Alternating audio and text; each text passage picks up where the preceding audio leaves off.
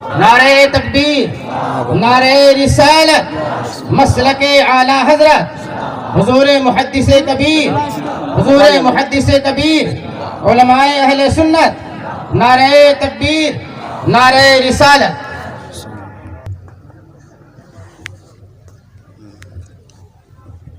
ماشاء اللہ۔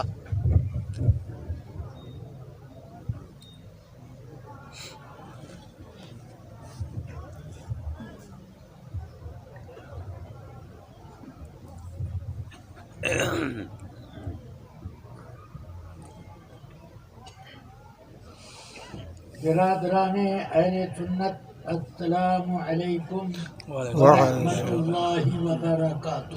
وعلیکم السلام ورحمۃ اللہ تعالی وبرکاتہ۔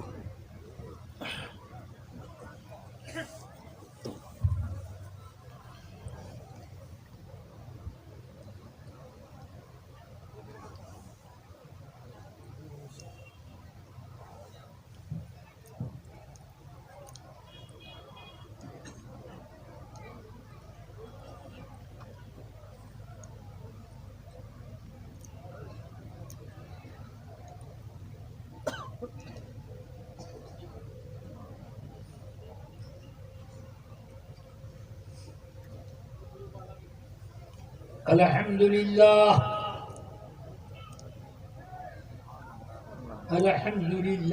رب العالمين، والصلاة والسلام على سيد الأنبياء والمرسلين وعلى آله الطيبين وأصحابه هداة أقوم الدين، وعلينا معهم وبهم يا أرحم الراحمين. أما بعد، فأعوذ بالله من الشيطان الرجيم. بسم الله الرحمن الرحيم.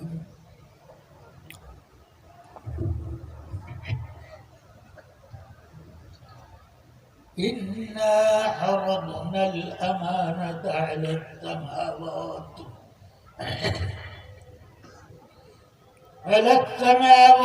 والأرض والجبال فأبين أن 9:23 p.m.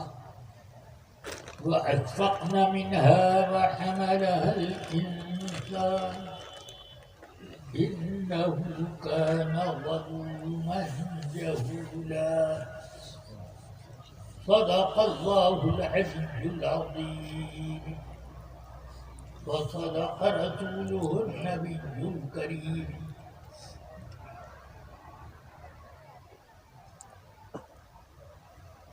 ایک بار آپ تمام حضرات دل کی گہرائیوں سے آقائے کائنات سیدنا محمد الرسول اللہ صلی اللہ علیہ وسلم کی بارگاہ بیکت پناہ میں نذرانے درود و سلام پیش کرنے کی سعادت حاصل کریں. اللهم صل على سيدنا محمد طب القلوب دوائها وعافية الأبدان وشفائها ونور الأبصار وضيائها وعلي وصحابه دائما أبدا. وبارك وسلم. سفر در سفر اے بسر خوب تر، یہی وقت اس طرح سے گزر رہا ہے. اللہ تبارک و تعالی ان تمام سفروں کو سفر آخرت آسان کرنے کا ذریعہ بنا دے. آمین. رفیقان گرامی، بخاری شریف کتاب العلم سے ایک حدیث میں سناتا ہوں. رسول اکرم سید عالم صلی اللہ علیہ وسلم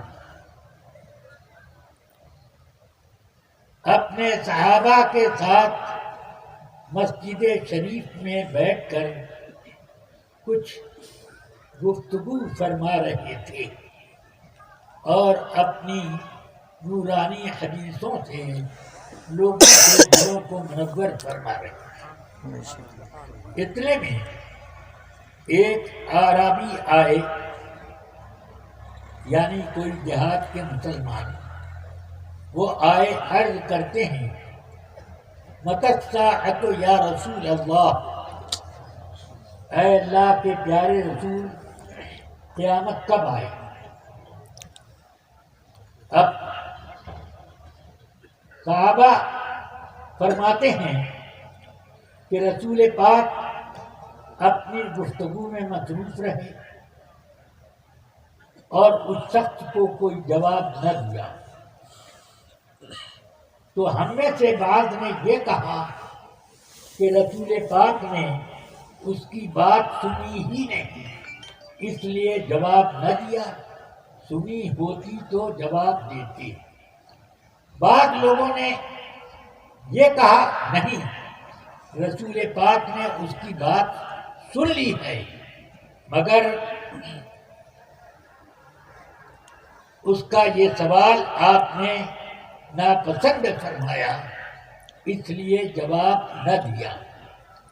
جب اپنی گفتگو سے آپ فارغ ہوئے تو ارشاد فرماتے ہیں اَيْنَ أُرَاهُ السَّائِلَ عَنِ السَّاعَةِ، قیامت کے بارے میں سوال کرنے والے کدھر ہیں؟ وہ آگے بڑھے، ہاں انا یا رسول اللہ، یہ میں حاضر ہوں، اے اللہ کے پیارے رسول میں حاضر ہوں۔ فرمایا اذا ضيعت الامانہ فانتظر الساعہ، جب امانت برباد ہو جائے تو قیامت کا انتظار کریں، اب آئی تب آئی۔ وہ اب اتنے ہی پر اسی جواب پر ان کو صبر نہ ہوا، بڑا اچھا کیا کہ ایک سوال اور کر لیا، کیف اضاعتها یا رسول اللہ، امانت کیسے برباد ہوگی یہ بھی تو بتا دیا جائے، کیسے برباد ہوگی؟ فرمایا اذا وسد الامر الى غیر اہلہ فانتظر الساعہ، جب معاملات کی ذمہ داریاں اہلوں کے سپرد کر دی جائیں تو قیامت کا تو انتظار کر۔ کیا اب نہیں نظر آتا کہ نااہلوں کے سپرد ہو گیا تھا؟ حال یہ ہے کہ ایک باپ اس کے پاس اس کے بیٹے بیٹیاں امانت ہیں، اللہ کی امانت ہے۔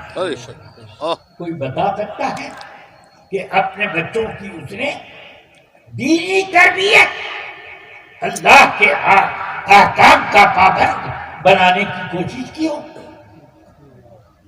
اب ہر گھر کا جائزہ لیجیے، باستثناء چند گھروں کے یہی نظر آئے گا کہ لوگوں نے اپنے بچوں کو غلط کاموں میں حمایت شروع کر دی، یہ نہیں کہ ان کی صحیح تربیت کرتے۔ کیا آپ نہیں دیکھتے کہ بچوں میں لڑائی ہو جاتی ہے، دونوں کے باپ کھڑے ہو جاتے ہیں، تیرے بیٹے نے غلطی کی، وہ کہتے ہیں نہیں تیرے بیٹے نے غلطی کی۔ کوئی یہ نہیں کہتا کہ ہاں تو نے، اے بیٹے تو نے کیوں ایسا کیا؟ کہ پہلے اس نے گالی دی تھی، کہ پہلے اس نے گالی دی تھی تو تو نے صبر کیوں نہ کیا؟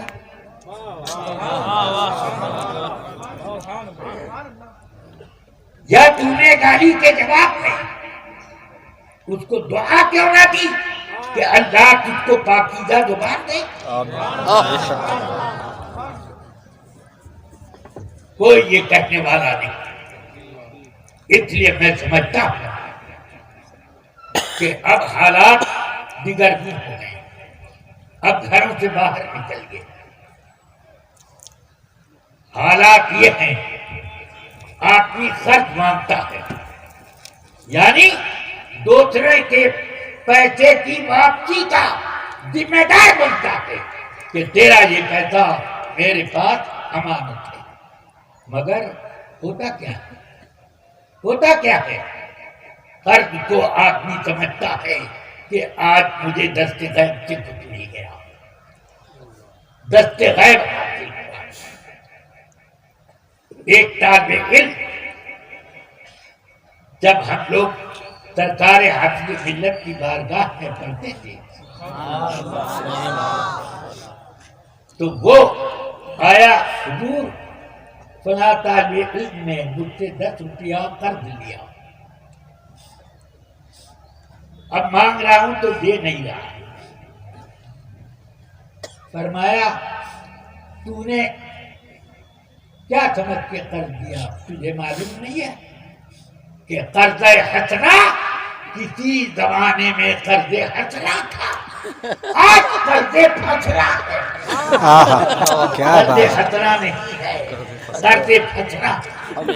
یہ ذمہ داریوں کا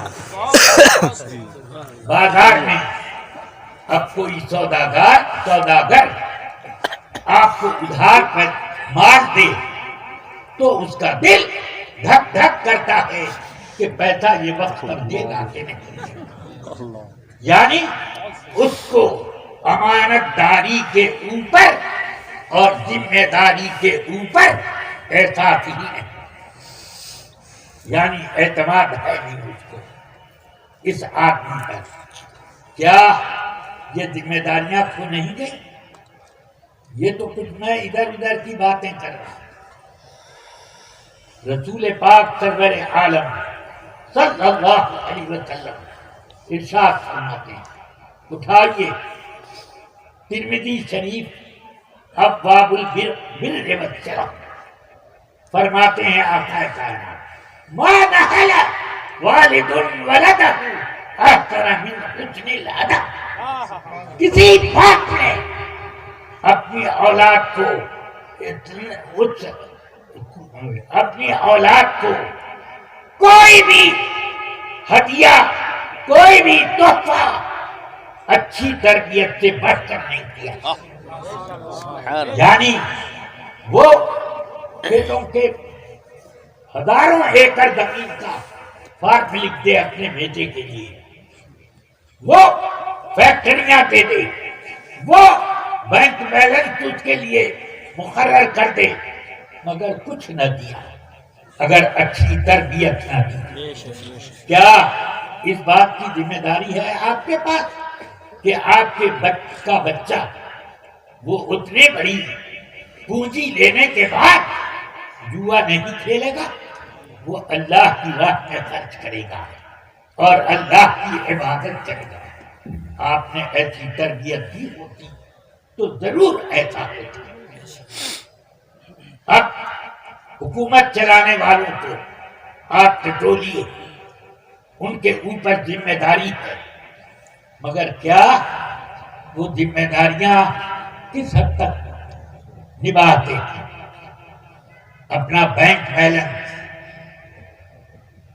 سوئٹزرلینڈ کے بینک میں اپنا کھاتا اور دوسری بہت ساری پونجیاں وہ حکومت کے خزانے سے منتقل کرتے ہیں۔ پبلک کے اوپر کتنا خرچ ہوتا ہے؟ جتنا ان کے بھاشن میں ہوتا ہے اس کا 1/4 بھی پبلک کی مد میں خرچ نہیں ہوتا۔ یا اللہ، اس دنیا میں کیا ہو گیا؟ اسی چیز کو اب اور مدرسے میں آئیے۔ مجھے حافظ ملت میں جب میری عمر ابھی 25 سال کے قریب تھی، پوری نہیں ہوئی تھی،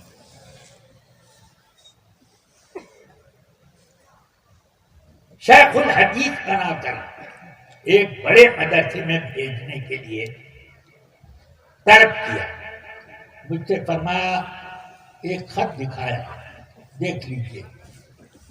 میں نے دیکھ لیا، بڑی لمبی تنخواہ اس زمانے کے وقت اس زمانے میں تھی۔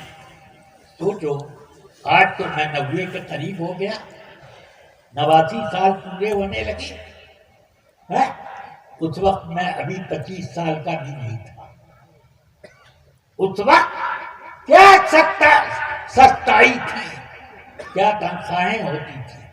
اس وقت میں صرف 75 روپے ماہانہ تنخواہ پر صدر مدرس تھا ایک مدرسے میں، 75 روپے، اور اتنی برکت اس 75 میں تھی کہ 6 طالب علموں کو میں اپنے گھر جاگیر کھلاتا، اللہ سبحان اللہ۔ اور کبھی بھی مجھے قرض لینے کی نوبت نہ آئی۔ الحمدللہ میری والدہ نے بھی مجھے یہی درس دیا تھا۔ ہم یتیم تھے اور والدہ ماجدہ ہم کو یہ درس دیا کرتی تھی، دیکھو قرض کسی سے مت لینا، قرض سے ذلت آتی ہے، کیا بات ہے، لوگوں میں اعتماد گھٹتا ہے، دوستیاں کٹ جایا کرتی ہیں، اس لیے قرض مت لیا کرو، کبھی مت لو۔ نہیں لیا۔ ہم لوگ گھر کے جتنے افراد تھے، یہ نہیں کہ میرے والد ماجد حضور صدر شریعہ کوئی خزانہ چھوڑ کے گئے تھے، الحمدللہ خزانے تربیت تو ضرور چھوڑ کے گئے، یہ دنیاوی خزانہ کچھ نہیں۔ اب ہم لوگوں کی پرورش میری والدہ ماجدہ نے کس طرح کی، اللہ تعالی اس کی جزائے خیر انہیں جنت میں کروٹ عطا فرمائے۔ سبحان اللہ، ہم نے کبھی قرض نہیں کیا، سب کام چلتا رہا، اپنی شان اپنی جگہ قائم رہی۔ لوگ سمجھتے تھے کہ ہم لوگ لکھپتی ہیں، اس زمانے میں لکھپتی ہونا بہت بڑی دولت تھی آدمی کی، تو لوگ سمجھتے یہی تھے کہ یہ لوگ کہاں سے کھاتے ہیں، کیا ہوتا ہے، کیسے خرچ چلتا ہے۔ ضرور ان لوگوں کو تکیے کے نیچے سے دست غیب ملتا ہے، یا ان کے لیے صدر شریعہ نے بہت بڑا خزانہ چھوڑا ہے۔ یہ لوگ لکھپتی ہیں۔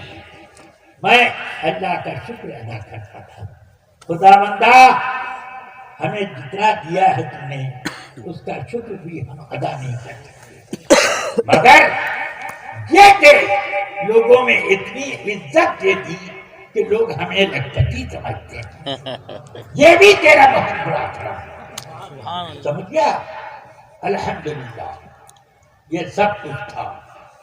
ہمارے ہاں مہمانوں کی آمد بھی خوب ہوتی تھی اور سب کا کام چلتا تھا۔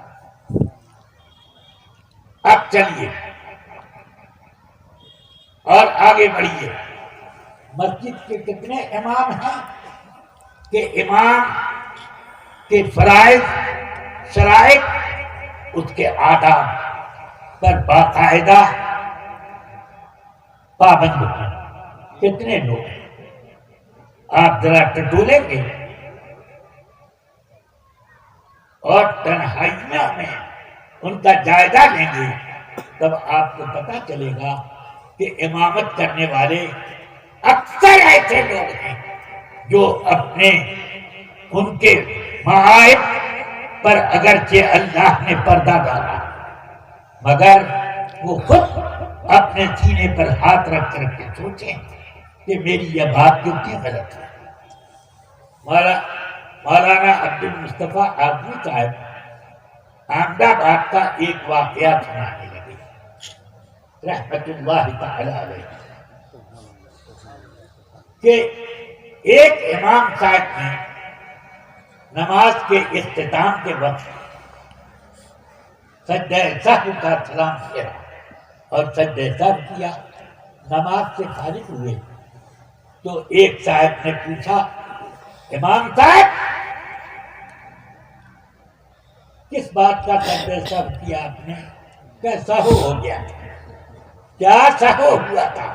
مسئلہ ہم لوگوں کو بھی تو معلوم ہے کیا ہوا تھا، کہ وہی وہی تو بتا دیجیے. بہت اصرار پر انہوں نے فرمایا کہ پھسکی نکل گئی. سمجھ گئے؟ پھسکی نکل گئی. اب کیا واقعہ اس امام نے اپنی امامت کی لاج رکھی؟ پھسکی نکل گئی تھی. فوراً وضو کے لیے جاتا, کسی کو اپنا نائب کھڑا کر دیتا. یہ سب مسئلے نہیں تھے. بہرحال ایسے کتنے مسائل ہوا کرتے ہیں. تو میں یہ کہہ رہا تھا شیخ الحدیث کی جگہ کے لیے مجھے حافظ ملت نے مقرر کرنا چاہا. اس وقت جب میری تنخواہ 75 روپے تھی, حضور حافظ ملت کی تنخواہ 125 روپے تھی. میری تنخواہ اس جگہ کے لیے 200 روپے تھی. اور رہنے سہنے کھانے پینے سب کا باقاعدہ انتظام. ماں ناچتے تھی. میں نے پڑھا خط, میں نے عرض کی حضور جو کچھ بھی مجھے پڑھانے کے لیے آپ فنون کی کتاب دیں میں اس کے لیے تیار ہوں. معانی ہو, نحو ہو, صرف ہو, منطق ہو, فلسفہ ہو, بدیع ہو, اور جو بھی اور فنون ہو میں پڑھانے کو تیار ہوں. مگر حدیث شریف میں پڑھانے میں ایک جھجک محسوس کرتا ہوں. فرمایا کیا ہے؟ میں نے کہا اگر مجھ سے ایک معمولی غلطی حدیث کے بیان میں ہو گئی تو میں نہ دنیا کا رہوں گا نہ آخرت کا.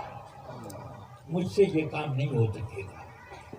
مگر آج سچے دل سے مجھے اور علماء بتائیں کہ ان کو ایسا منصب اگر دیا جائے تو وہ کتنا لپک کر کے اس کو قبول کرتے ہیں. آپ خود اس کو اندازہ کریں. میں جانتا ہوں کہ کتنے ایسے لوگ شیخ الحدیث ہیں جن کو حدیث پڑھانا تو الگ بات ہے, اصول حدیث کی کتاب بھی پڑھانا مشکل. یہ حال ہے. تو فرمایا اس کا مطلب یہ ہے کہ ہم جو اس کام کے لیے آپ کی طرف نظر دوڑائی یہ ہماری بے وقوفی تھی. معاذ اللہ, میں نے میرے دل میں اس طرح کی کوئی بات بھی نہیں, اور میری گردن اتنی جھک گئی کہ معلوم ہوتا تھا کہ اب زمین میں چلا جاؤں. تو آپ نے ایک طالب علم کو بلایا, جاؤ حضرت مولانا عبدالرؤوف صاحب کو بلا کے لے آؤ. وہ تشریف لائے. وہ بھی میرے بہت پاک باز بلند قامت علم کے میدان کی جلالت وہ تھے. وہ آئے. فرمایا ان کے سامنے وہ پیشکش میں نے کی جس سے میں نے آپ کا مشورہ لیا تھا. تو کیا ہوا؟ کہتے ہیں یہ معذرت کر رہے ہیں کہ مجھ سے یہ کام نہ اٹھائے گا. فرمایا حضور اس سے اچھا پڑھانے والا کون ملے گا؟ کیوں نہیں مانتا؟ اب میری طرف مخاطب ہو, کیوں نہیں قبول کرتا؟ ڈانٹنے لگے مجھے بہت. میں چپ چاپ بیٹھا رہا. تو حضور آپ سے ملت بتانے لگے, کیا فرماتے ہیں یہ ان کی تواضع ہے جو یہ معذرت کر رہے ہیں. فرمایا کہ حضور بالکل تواضع سے بھی آگے کچھ ہے, اس کو قبول کر لینا چاہیے. قبول کر لے. مولانا عبدالرؤوف صاحب قبول کر. ڈانٹ کے دو. میں نے کہا ایک شرط ہے. ڈانٹ کے فرماتے ہیں کیا شرط ہے؟ کیا شرط بنتی؟ میں نے کہا کہ یہ حضرت اتنا ذمہ لے لیں کہ میرا تعاون کریں گے. فرمایا ہم ہر طرح کے تعاون کے لیے تیار ہیں. ماشاء اللہ. میں نے کہا الحمدللہ اب یہ فقیر بھی تیار ہے، قبول کرتا ہے کہ اب اس منصب پر جاؤں گا. یا ٹھیک ہے. تو اب پڑھاتے پڑھاتے کبھی کبھی ایسا اعتراض آ جاتا جس کا جواب مجھ سے نہ بنتا تھا. فوراً آنکھ بند کر دیتا، آپ سے ملت کا تصور کرتا. چند سیکنڈ گزرتے تھے، پورا منٹ نہیں، چند سیکنڈ گزرتے اور سارا جواب حاضر. یہ کہتے ہیں. میں نے کہا ہاں استاد ہو تو ایسا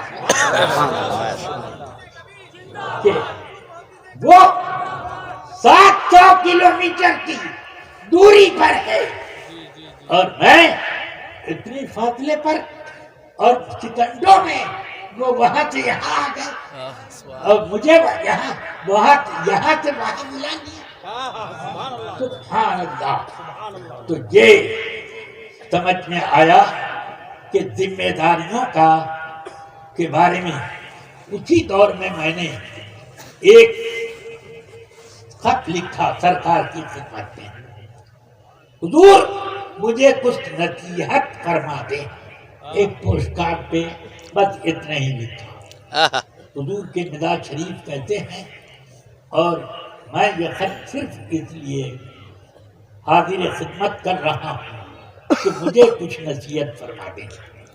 جواب آیا وعلیکم السلام، آپ کی خیریت کا میں طالب ہوں، دعا کرتا ہوں.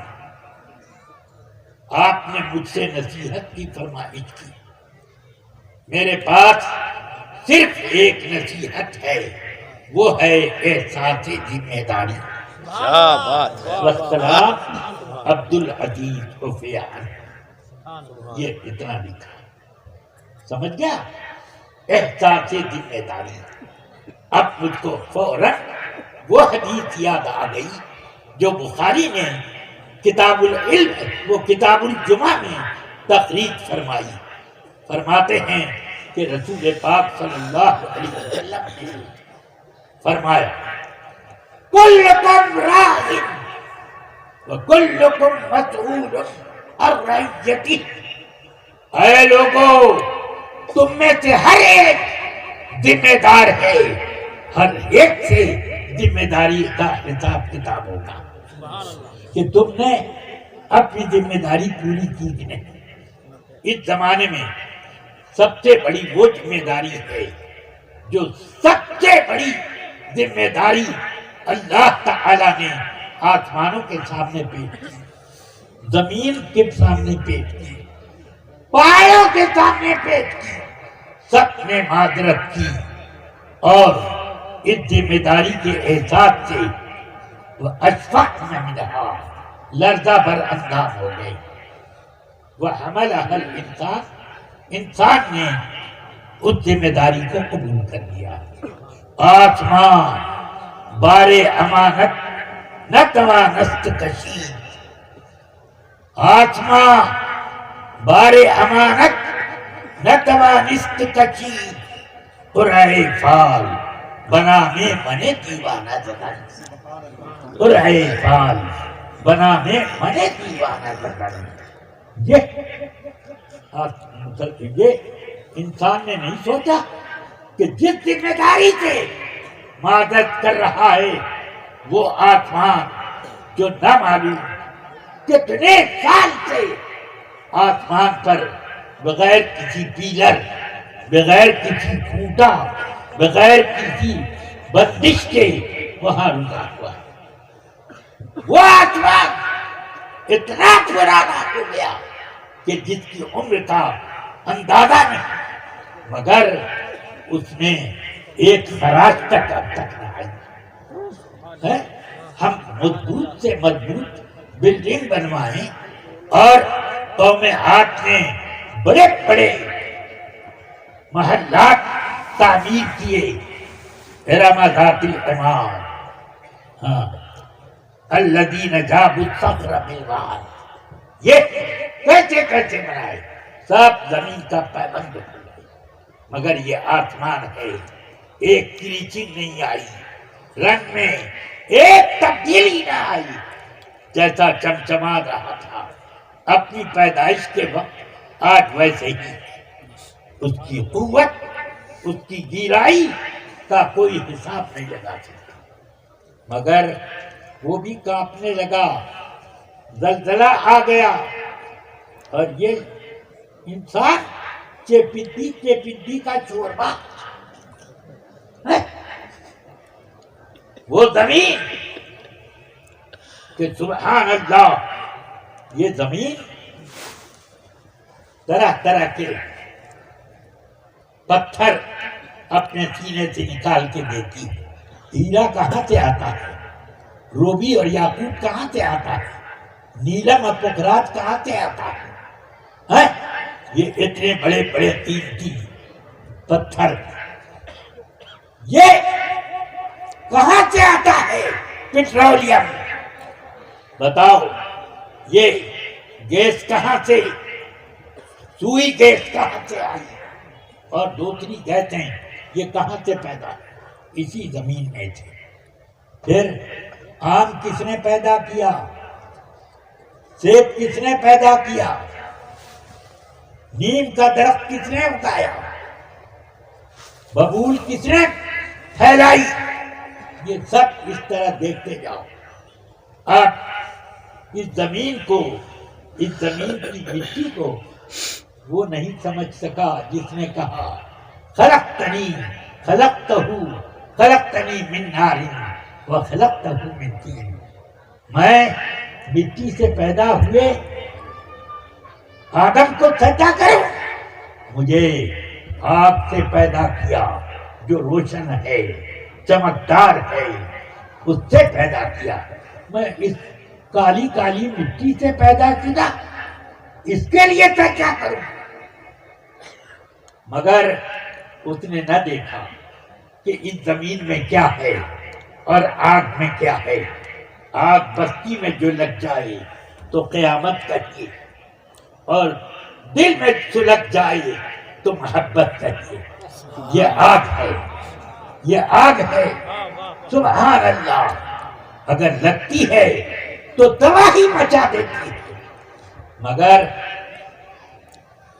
ذرا مٹی کو دیکھو، اگر تمہیں کبھی شک ہو تو دیکھو تو ایک نیم کوڑی کا بیج ڈالو اور امید لگائے رکھو کہ آم پھلے گا، ہو سکتا ہے وہاں سے، اور اسی کی بغل میں ایک آم کی گٹھلی لگاؤ، اور اسی کی بغل میں ایک سیب کا بیج ڈالو،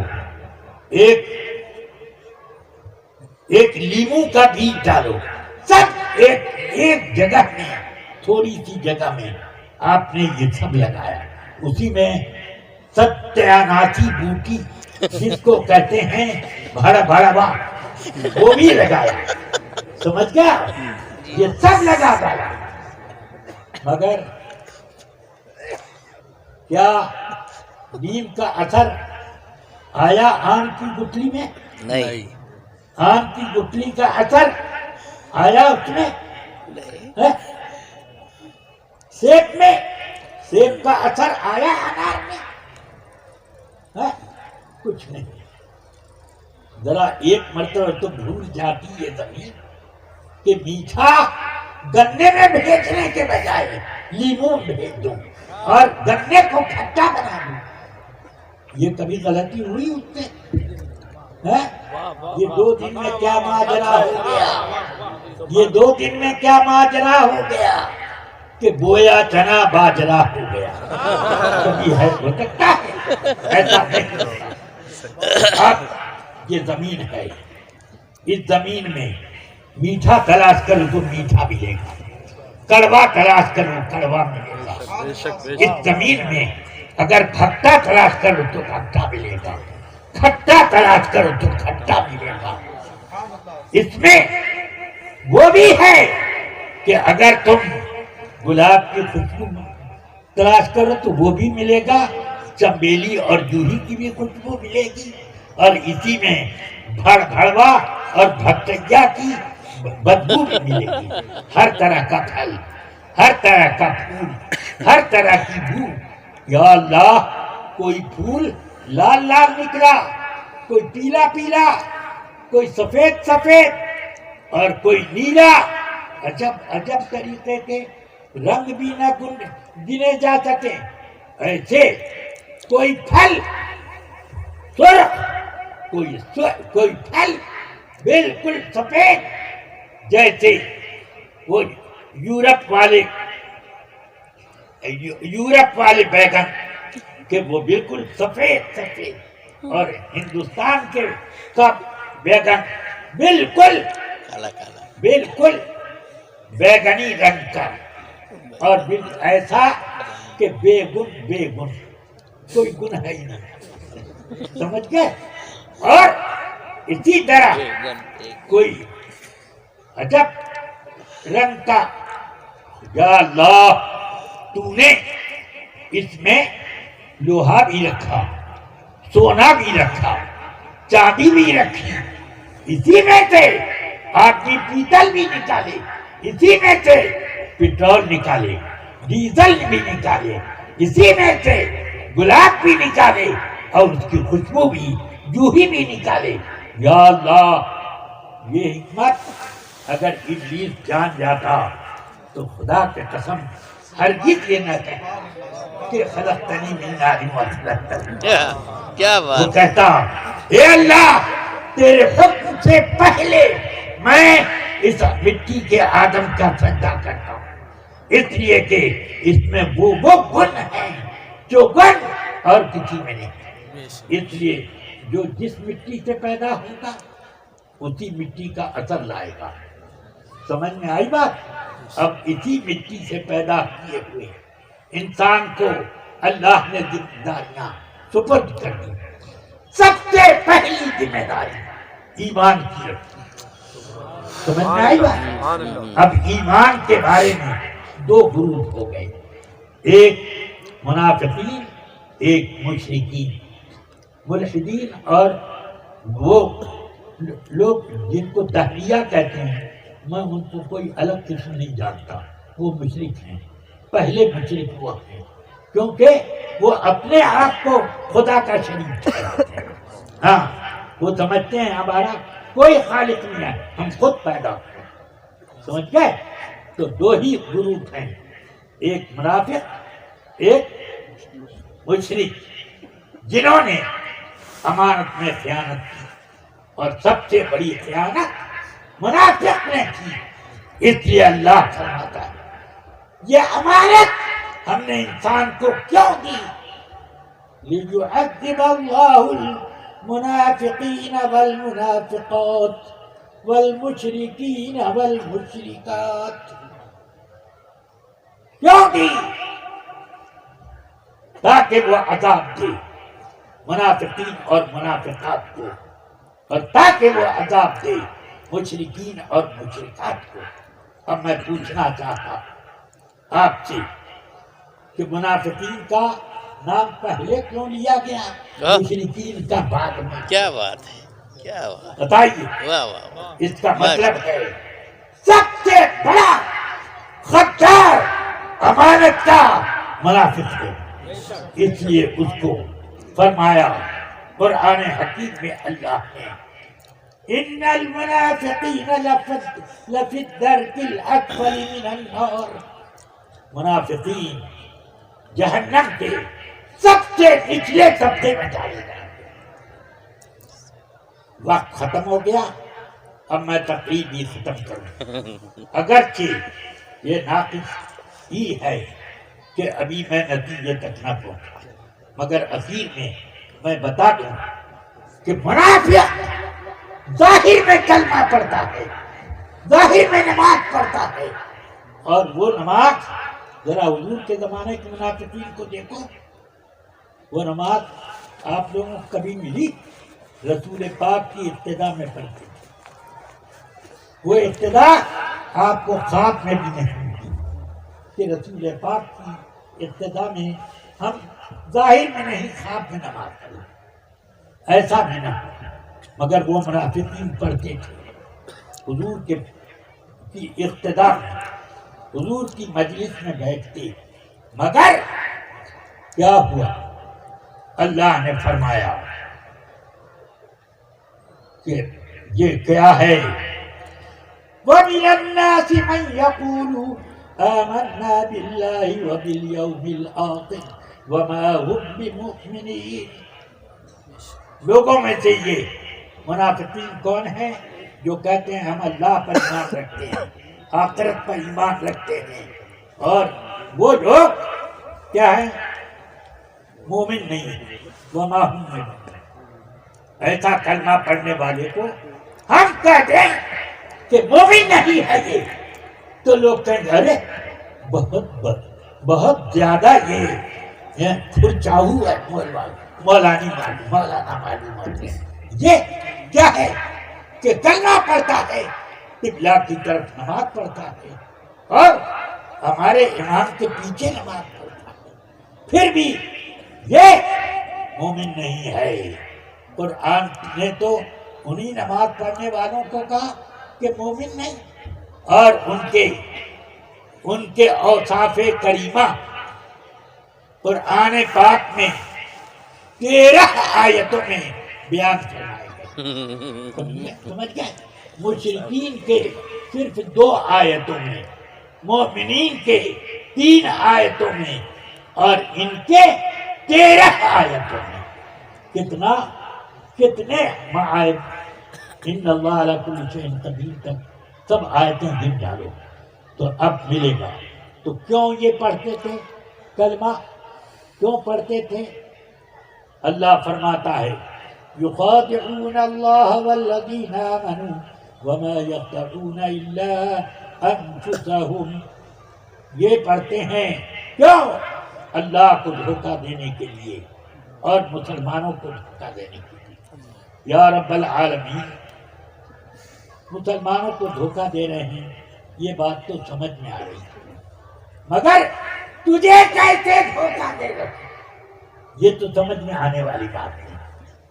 کوئی تجھے دھوکہ تو دے ہی نہیں سکتا۔ ہاں، یوں فرمایا ہوتا یخادعون رسول اللہ والذین آمنوا تو ایک جگہ یہ بات سمجھی جاتی، مگر یخادعون اللہ کیوں کہا؟ تو غیب سے تمہارے دل میں آواز آئی، میرے رسول کو دھوکہ دینا اللہ کو دھوکہ دینا، میرا معاملہ اور میرے رسول کا معاملہ الگ الگ ہے۔ سمجھ گیا آپ؟ یہ اور اشارہ یہ بھی دے دیا کہ اللہ کو ان مسلمانوں کو دھوکہ دے رہے ہیں، اللہ کو بھی معلوم ہے، ویسے رسول پاک کو بھی معلوم ہے۔ سمجھ میں آئی بات؟ ہاں، یہ بھی اشارہ ہے۔ بہرحال اب انہی لوگوں سے بچنے کے لیے میں آپ حضرات کو تنبیہ کر رہا ہوں۔ رسول پاک کے زمانے میں ان کا نام منافقین تھا۔ حضرت حذیفۃ الیمان فرماتے ہیں انما النفاق فی زمان رسول کان فی زمان رسول اللہ صلی اللہ علیہ وسلم واما اليوم فالکفر بعد الایمان۔ رسول پاک کے زمانے میں 3 قسمیں تھیں، مسلمان، منافق، کافر، مگر اب منافق کسی کو نہیں بولا جائے گا، مومن یا کافر۔ یہ رسول پاک کے وہ صحابی بول رہے ہیں جن کو صاحب سر رسول اللہ صلی اللہ علیہ وسلم کہا گیا۔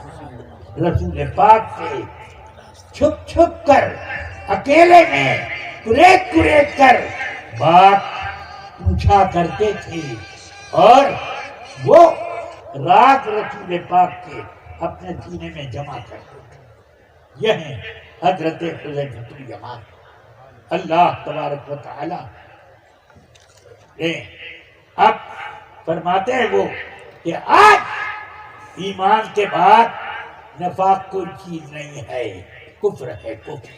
ان سب پر کفر کا فتویٰ لگے گا جو اللہ کی توہین کریں، رسول اللہ کی توہین کریں، قیامت کو جھٹلائیں، شفاعت کا انکار کریں وغیرہ وغیرہ.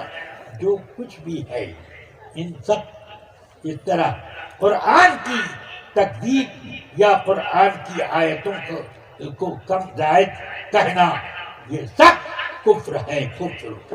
سمجھ گیا؟ اس لیے آپ خوب اچھی طرح سے اس کو سمجھ لیں. ہاں، اللہ تعالی مجھے اور آپ کو سب کو صحت ایمان کے ساتھ رکھے اور وہ صرف مسلک اعلیٰ حضرت میں آپ کو ملے گا. اس زمانے میں اگر کسی کو ایمان بچانا ہے تو پھر کہاں بچائے گا؟ حضرت امام احمد رضا کے دامن میں بچائے گا، انہی کی کتابوں سے بچائے گا، انہی کی تعلیمات سے ایمان بچائے گا. سونا جنگل، رات اندھیری، چھائی بدلی کالی ہے، مسجد مسجد، جلسہ جلسہ، ڈگر ڈگر، کچھ قبہ جبہ والے اور لال رنگ کا رومال لپیٹے ہوئے یا سفید رنگ کا، ایسے بھی ملیں گے جو خوب قال اللہ قال رسول پڑھیں گے. مگر سونا جنگل، رات اندھیری، چھائی بدلی کالی ہے، سونے والوں جاگتے رہیو، چوروں کی رکھوانی، چوروں کی رکھوانی. یہ چور اب ادھر ادھر چاروں طرف پھیل پھیل کر لوگوں کو بہکا رہے ہیں. ان میں عورت بھی ہیں، ان میں مرد بھی ہیں، ان میں ہجڑے بھی ہیں، ان میں طرح طرح کے لوگ.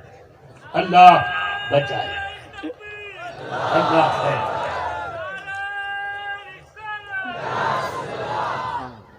اسی لیے میرے اعلیٰ حضرت فرماتے ہیں یا رسول اللہ، تیرے غلاموں کا نقش قدم ہے راہ خدا، تیرے غلاموں کا نقش قدم ہے راہ خدا. وہ کیا بہت سکے جو یہ سراغ لے کے چلے. اب مجھے بتاؤ، حضرت غریب نواز ہیں جن کے بارے میں دیوبندیوں کے مولویوں نے اپنی کتابوں میں لکھا، جن میں ابو الحسن علی ندوی بھی ہیں اور مولوی اسماعیل دہلوی بھی ہیں. ایسے ایسے لوگوں نے کہ اجمیر شریف جانا اپنی ماں کے ساتھ زنا کرنے کے برابر. بولو، وہ روک رہے ہیں کہ نہیں وہاں جانے سے؟ ہاں، روک رہے ہیں. اجمیر گئے تو وہ گناہ ہوا کہ ماں کے ساتھ بدکاری کی. معاذ اللہ. یہ ذرا سوچو، یہ روکنے کا ایک ڈھنگ ہے. غوث پاک کے بارے میں وہابیوں کا کہنا اور محمد ابن عبد الوہاب کا یہ کہنا کہ میرا یہ ڈنڈا عبد القادر سے زیادہ میرے لیے فائدہ مند ہے کہ اس سے میں کتے کے بھی بھگا لیتا ہوں. ہاں، اس کے بھائی نے کہا کیا بکواس کرتے ہو؟ کہ بکواس نہیں کرتا، دیکھو یہ میری اپنی بیٹی ہے، اس سے میں عبد القادر کا واسطہ دیتا ہوں. قم بإذن عبد القادر، قم بإذن عبد القادر، قم بإذن عبد القادر. عبد القادر یعنی غوث اعظم کا حکم ہے اٹھ. عبد القادر کا حکم ہے اٹھ. ہلی بھی نہیں 3 مرتبہ تھا اور پھر اپنا ڈنڈا اٹھایا. قم بإذن بحق عصایا، میرے اس ڈنڈے کا حق تیرے اوپر اٹھ. جیسے ہی ڈنڈا ایسے ہی لہرایا تو اب اونٹی اٹھ کے کھڑی ہو گئی. کہ دیکھو دیکھو عبد القادر کے نام پر کچھ نہ ہوا. اور لاٹھی دکھائی تو سب ہو گیا. میری لاٹھی زیادہ فائدہ مند ہے. تو اس کے بھائی نے کہا اچھا میری اونٹی بھی بیٹھنا بیٹھ. کہا قم بحق محمد بحق عبد القادر قم بحق عصایا. سب کا ڈالا. پھر کہا قم بحق اللہ. دیکھو اٹھی مگر اب میں کہتا ہوں قم بحق عصایا. اب اٹھ کے بھی کھڑی ہو گئی. کیا میرا یہ ڈنڈا اللہ سے زیادہ طاقتور ہے؟ بول کیا کہتا ہے؟ چپ. وَبُهِتَ الَّذِي كَفَرَ. تو اس طرح پر یہ لوگ غوث اعظم سے روکتے ہیں. یہ لوگ روکتے ہیں خارجہ غریب نواز سے. اپنے مولویوں کی ایسی ایسی کرامت بیان کرتے ہیں جس کرامت کو دوسری کتابوں میں یہ لوگ کفر اور شرک لکھ چکے ہیں. ہاں اس لیے بھائی ان لوگوں سے بچ کے رہو. جو ان سے دوستی کرے گا دیر نہیں ہے کہ ان کا ایمان ہاتھ سے چلا جائے گا. بس اخیر میں مسلم شریف کے حوالے سے ایک حدیث روایت کرتا ہوں. رسول پاک صلی اللہ علیہ وسلم نے فرمایا سیاتی علیکم دجالون کذابون یحدثونکم بما لم تسمعوا انتم ولا آباؤکم وإياكم وإياهم لا يضلونكم ولا يفتنونكم. فرمایا رسول پاک صلی اللہ علیہ وسلم نے ان قریب ایسا زمانہ آئے گا کہ تمہارے پاس کچھ بڑے بڑے فریب کار دجال اور نمبری جھوٹے لوگ آئیں گے.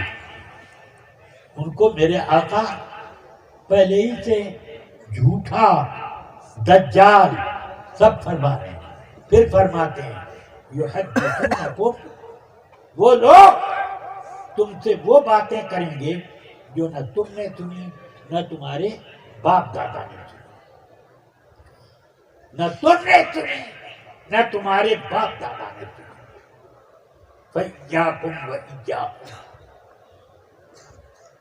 ان سے بچ کے رہنا. ان کو قریب پھٹکنے مت دینا.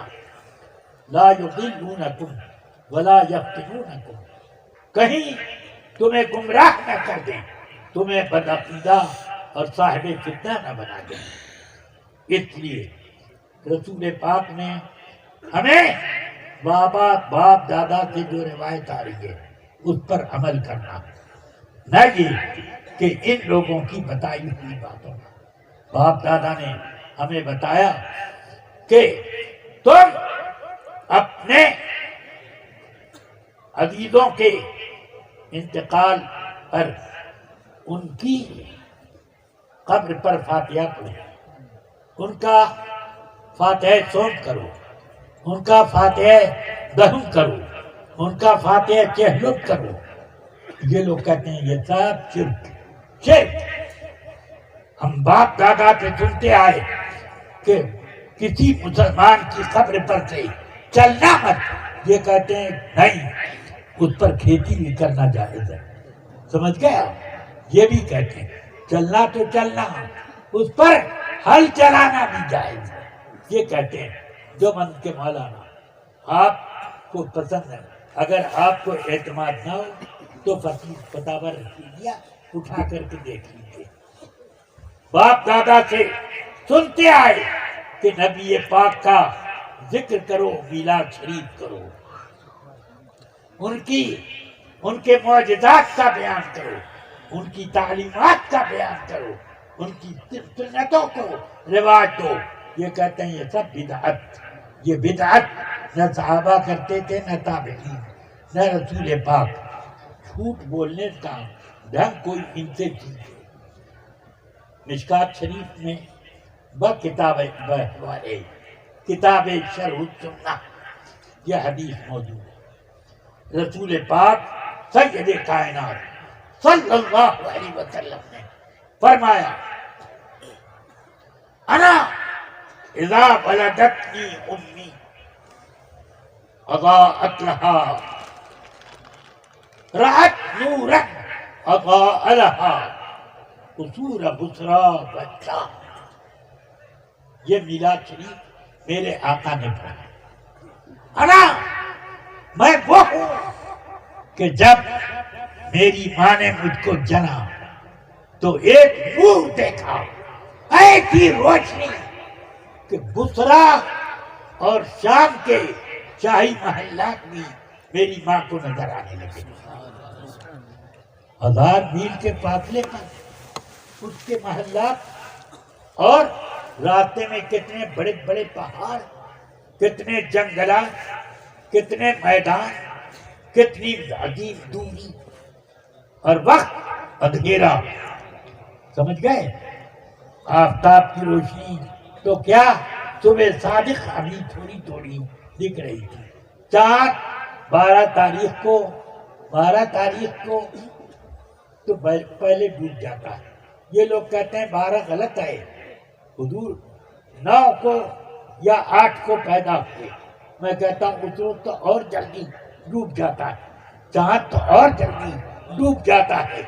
اب کیسے دیکھا حضرت آمنہ نے ان ساری محلات کو، ان سارے شاہی محلات کو، قصور بصرا والشام، شام کے اور بصرا کے. یہ بصرا نہیں ہے، بصرا روم کے راستے میں پڑتا. تو اب یہ سب وہاں تک نظر آنے لگا. اس کا معنی یہ ہوا کہ رسول پاک نے اپنا میلاد شریف بیان کیا. کہتے ہیں واہ، 1 منٹ کا، آدھے منٹ کا میلاد شریف، کوئی میلاد شریف ہوتا ہے؟